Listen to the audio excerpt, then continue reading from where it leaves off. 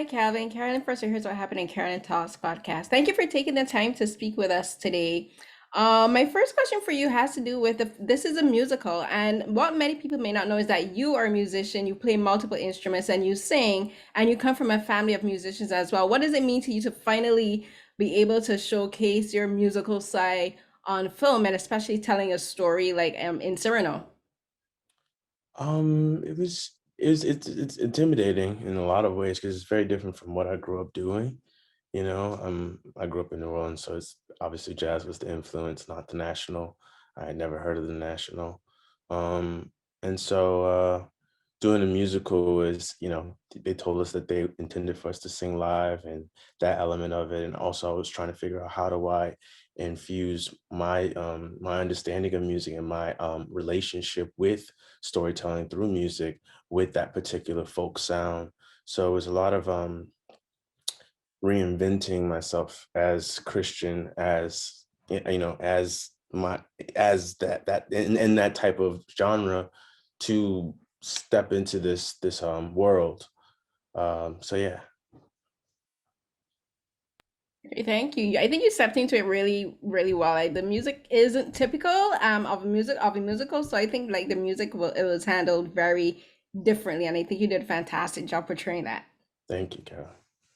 So one of the things that I think is really interesting about the story of Cyrano de Bergerac and Christian is, as I was watching the film, I was thinking Christian is kind of like the audience in that he watches the director who and the writer who is like Cyrano creating these words, and Christian is the actor, the performer relating the story to the audience, and in this case it would be Roxanne. And there's a very particular scene where that kind of struck me, and that's in the scene where Roxanne is on the balcony and Serna's feeding the words to Christian. And I wanted to ask if there's any moment while you were during production, or even when you watched the film after, where you thought to yourself, this is really how storytelling works, because like, it's all about how it's really all about who gives out the words and who gives the words, and then and then how the words are perceived. So I find this a really interesting analogy for storytelling. So for you, like, is there any moments when you were watching the film where you're thinking, I really love how storytelling is done in this film?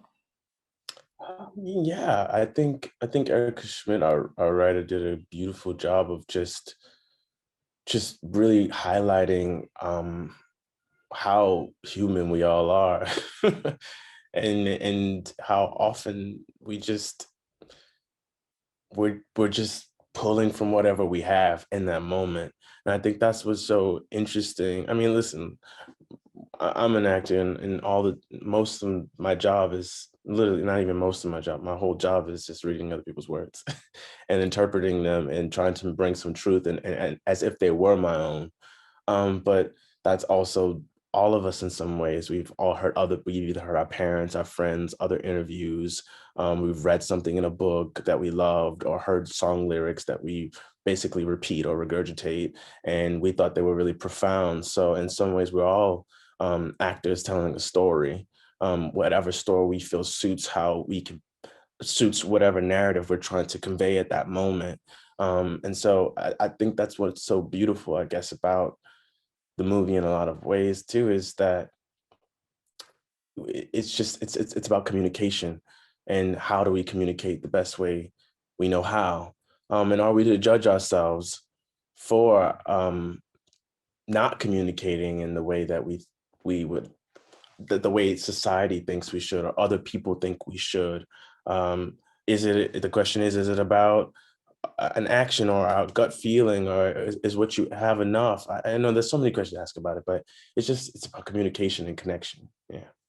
Thank you. I think that's probably one of my favorite aspects of the film, that is just all about using your words and being having confidence in what you want to say to tell the person that how you feel about it, because that's really the whole message. Like, just tell the person you love them, or if Yeah. you're angry or upset. Yeah.